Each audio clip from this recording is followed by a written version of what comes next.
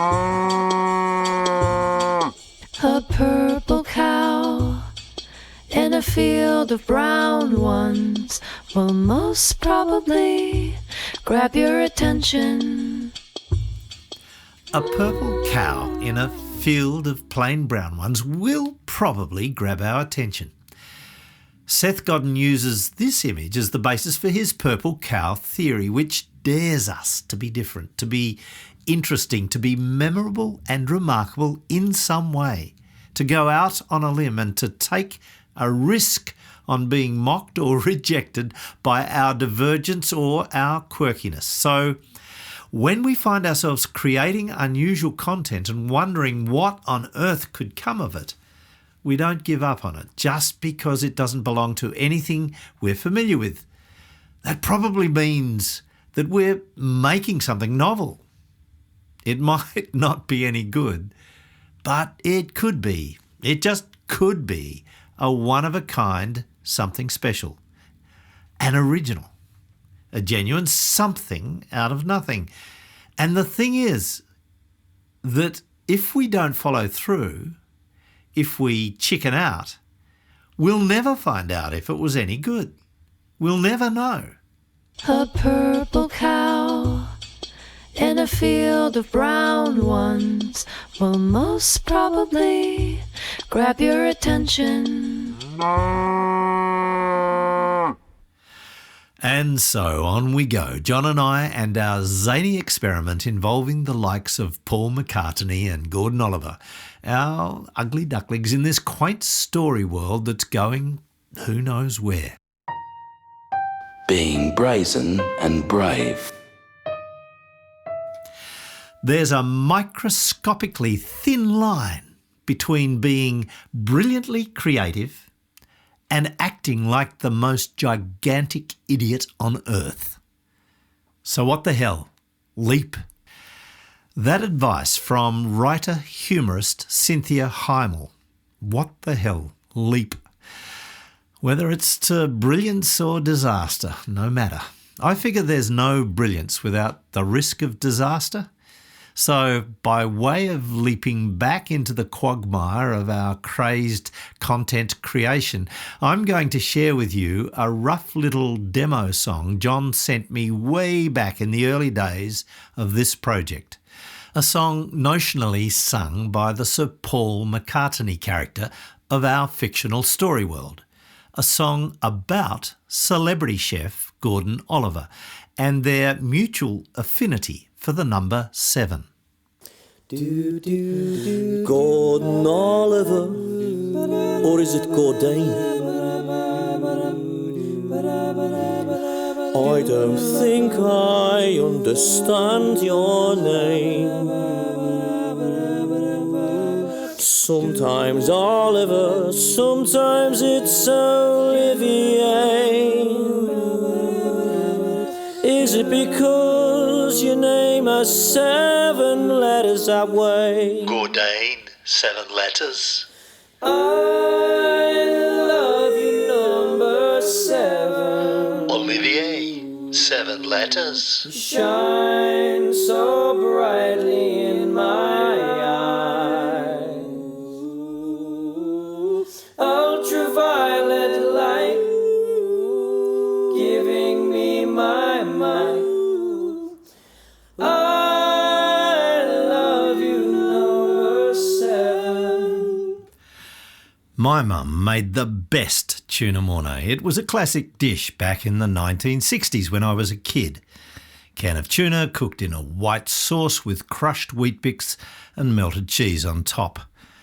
So I figured, what better way to get Gordon, or Godin, and Sir Paul together in our story world than to have Gordon turn up at Paul's mansion with a tuna mornay in hand and a film crew in tow, prompting, of course, Sir Paul to write a song in dedication to that grand occasion of their first meeting. Tuna morning, it was a lovely day. It was a lovely day. Tuna morning, it was a lovely day. It was a lovely day. day. He came around about 6. He came around. I'd never met him before. I'd never met I him saw his before. video on Weetabix. Then he's standing at the door. Then he's standing at the door.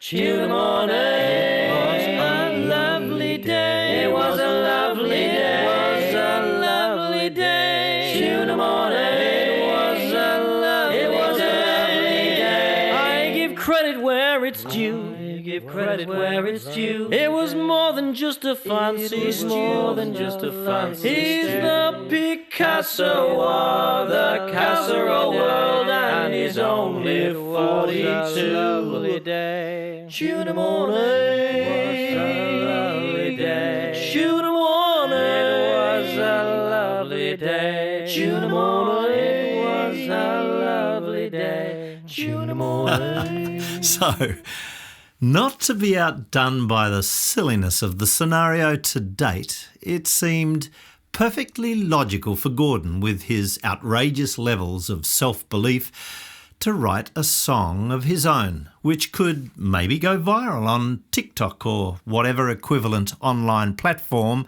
exists in this story world of ours that these characters inhabit. I mean, this is a fabulation of fiction, is it not? As Cole Porter would say, anything goes. When I became an overnight sensation, I converted a nation to an appreciation of cooking with seven sausages and 7 potatoes. And anyone who ever comes to dinner will be a winner, 'cause cooking with 7 results in delectable food. Stir it 7 times. Whoa, don't think of tomorrow, 'cause I've got a recipe for every day of the week. 7 ingredients. Whoa, don't think of tomorrow, 'cause I've got a recipe for every day of the week. 4, 5, 6, 7. Perfect. Monday, Tuesday, Wednesday, Thursday, Friday, Saturday, Sunday. I've got a recipe for every day of the week. 7 different flavors. Monday, Tuesday, Wednesday, Thursday, Friday, Saturday, Sunday. I've got a recipe for every day of the week. My favorite meal. Now, I know this is an audio production, but John has created a video clip for this song which is really worth a look, with Gordon, or Godin, whatever you prefer, managing to display his breakdance skills amongst other bizarro antics as he sings the song into various kitchen utensils. I really love this clip, so if you get a chance, I've put a link to it as a video snippet on the snippets page of the website. That is sevenwell.org/snippets. So please check it out. A purple cow in a field of brown ones will most probably grab your attention. In keeping with Seth Godin's purple cow theory, we're certainly on track because there's no shortage of whimsical lunacy attached to our project to date. The Tinsel Man, Paul McCartony, Gordon Oliver, Special Agent 7, Samuel Sebastian Sevenwell, our dear AI friend. Already it feels like a substantial challenge to find a way to bring all these oddities together into something that might make some kind of sense to an audience. But hey, we're keeping our ugly babies protected from the censors, and we're having fun playing in this sandpit of 7s, all of which has been leading us to the investigation of the most important of all of the Paperboat's 7 creative principles. Creative principle number 2, the tension between whimsy and logic. Let go of your need to be in control. Let go of your need to be in control. Let go of your need to be in control. 1, 2, 3, 4, 5, 6, 7. Let go. Let go of your need to be in control. Look, there's an intuitive drive in humans to find patterns and to make rational sense of things. And In our creative process, we try to waylay or at least temper this impulse until things begin to come together of their own accord. To be honest, there's no set way this happens because there's a constant tension between the process of generating content and the process of orchestrating that content into outcomes that make sense of it. The danger is that you take control too early in the process and stymie the creative possibilities generated through whimsical play. It's a big danger that I have fallen foul to on a number of occasions. A parable for creators. I'm going to read you a story. It's the story of Henry and Amy, and it comes from a beautiful illustrated children's book for 3 to 8-year-olds by Stephen Michael King. Every time Henry tried to draw a straight line, it turned out wiggly. When everyone around him looked up, Henry looked down. If he thought it was going to be a beautiful, sunny day, it would rain. Early one morning when Henry was out walking backwards, trying very hard to walk forwards, he bumped into Amy. Amy could do everything right. She never tied her shoelaces together or buttered the wrong side of her toast. She always remembered her umbrella, and she could write her very own name. Henry thought that everything Amy did was amazing. So, Amy showed him his right from his left, his front from his back, and that the sky was up and the ground was down. One day they decided to build a treehouse. Amy worked on a plan so that it would sit in the tree just right. Henry added lots of squiggly wiggly bits that made them both giggle. Henry and Amy loved their treehouse. But somehow, deep down, Amy wished that everything she did wasn't so perfect. So Henry found her a coat and a hat that didn't match. Then he taught Amy back to front and topsy-turvy. They rolled down a hill sideways, and together they learned how to fly. Henry and Amy are the very, very best of friends, right way round and upside down. The book itself has a host of delightful illustrations by the author Stephen Michael King to accompany the text, so can I suggest you get a copy for yourself from Amazon? It's not only a great children's book. For me, it's been a parable around which I've built a conceptual understanding of the interplay between whimsy and logic, and it's a great way to explain it to others. This story suggests that in creative processes, the whimsy of Henry and the logic of Amy should coexist as equal partners. The delicate dance of whimsy and logic. Whimsy is intuitive, impulsive, and fanciful. Whimsy is daydream, flights of the imagination, out of control and magical thinking. Whimsy is embodied in play. Most early learners and artists are naturally whimsical. As children get beyond kindergarten, the development of their talents for whimsical thinking gets compromised because we live in a world where logic is far more valued than whimsy. In many adults, the capacity for whimsical thinking has atrophied. Why? Because whimsy is largely mistrusted in contemporary commercial culture. It's seen as waffly, uncontrolled, often trivial and hippie. We live in an age of rationalism and an obsession with the mechanical manipulation of the world for our pleasure and benefit. Logic, therefore, is much easier to deal with. It's solid and reliable, and you know what you're getting. You can also measure it and grade it. So it works pretty well for educational institutions and businesses and policymakers. It's largely the domain of the left hemisphere of the brain, and it tends to think that it has all the answers. And if you allow it, it can dominate proceedings. The travesty is that without whimsy, creativity as such cannot occur. I'll say that again. Without whimsy, creativity is dead in the water. And again, whimsy is the engine of creativity. Ignore it at your peril.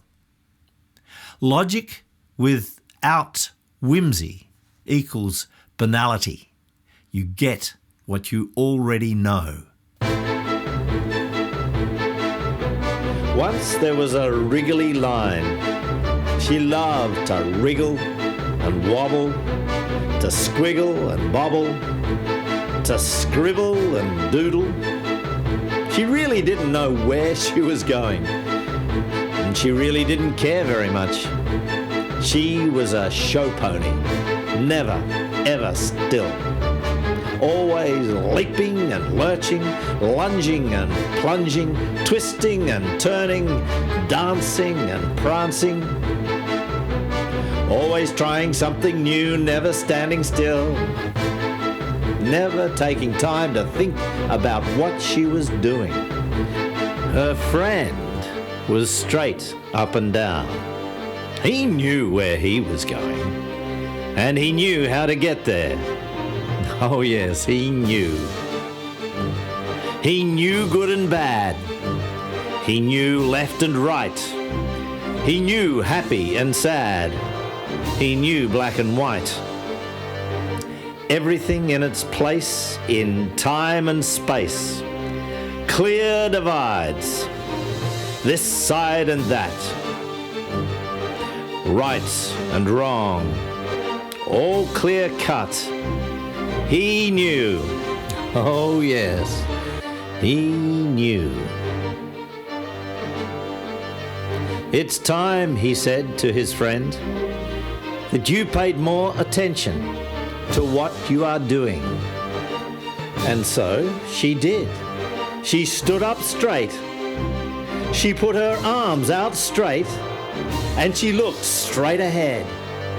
And then she turned on the spot, keeping everything straight up and down and straight either side, looking ahead as she turned. She did it 3 times, making perfect circles with her arms. But then she got dizzy and a little bit wobbly, so she ran in a clean, straight line from point A to point B to clear her head. And without even thinking, she ran again, another straight line from B to point C. And then, to make things neat and complete, she ran straight back to where she'd begun, tying a bow on her crisp and beautiful triangle, all straight and pointy and clean. And from those small beginnings came many things, like squares and rectangles, rhombuses and pentagons, graphs and grids, patterns and shapes, composition and rhythm of art and grace. Wriggle thought straight was great and vast and long and loud and joyful and proud and diverse and universal and wondrous. And while Wriggle was dancing, Straight was writing notes. He learnt a lot, he thought.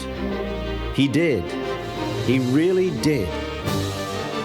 But he was confused and bewildered, not because of the graphs and grids and things. They made good sense. It was because he felt something he'd never felt before. An urge to close his book and dance. Dance. Not in triangles and squares, but just for the fun of it. for the shimmy and shake of it, for the twist and turn of it, for the writhe and squirm of it, for the dancey, prancy, crazy, wavy, wacky, absolutely pure and zappy joy of it.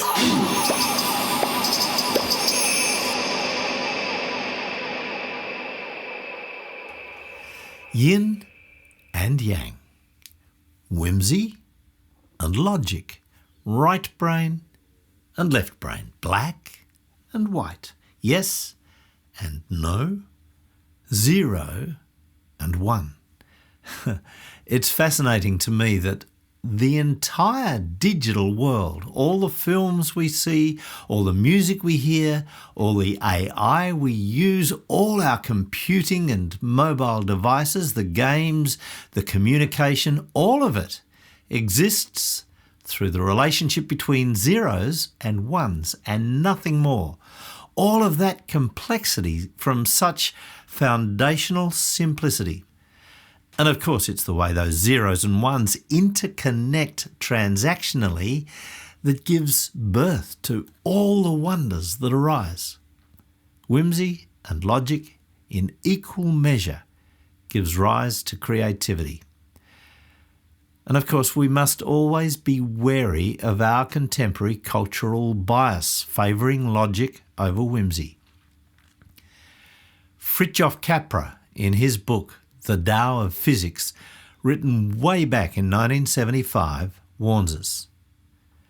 Our culture has consistently favoured logic over intuition, facts over fantasy, knowledge over imagination, competition over cooperation, expansion over conservation, the scientific over the spiritual.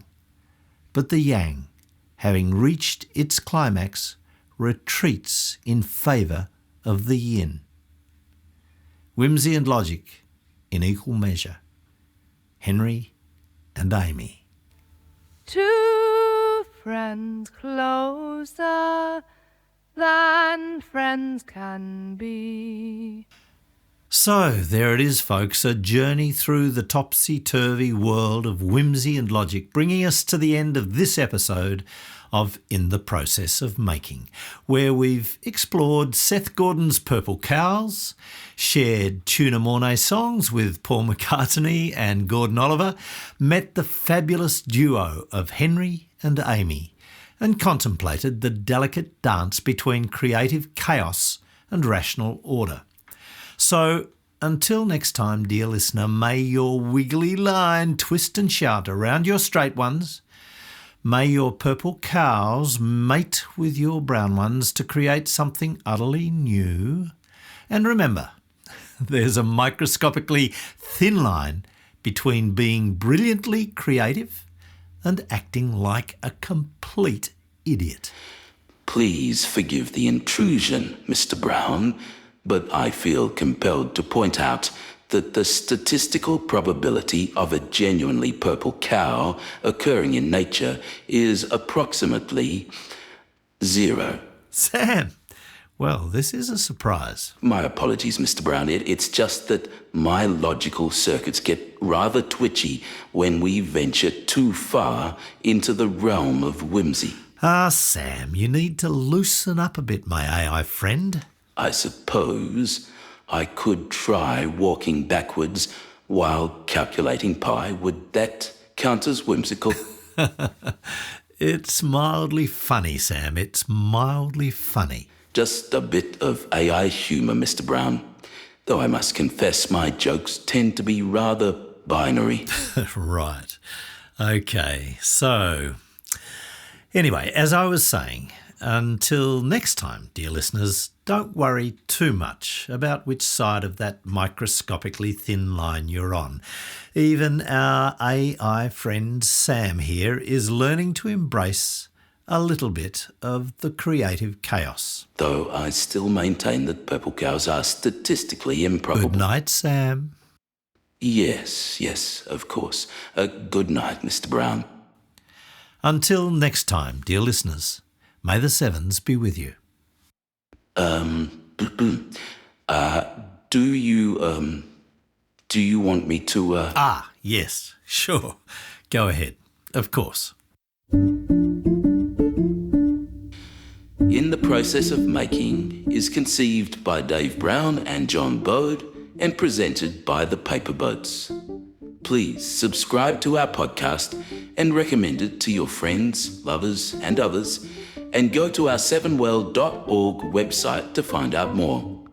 Episodes are released on the 7th day of each month on all your favourite podcast platforms. And be watching out for Sevenwell snippets, bits and pieces of Seventological sunshine released randomly each month on socials and available also from the website.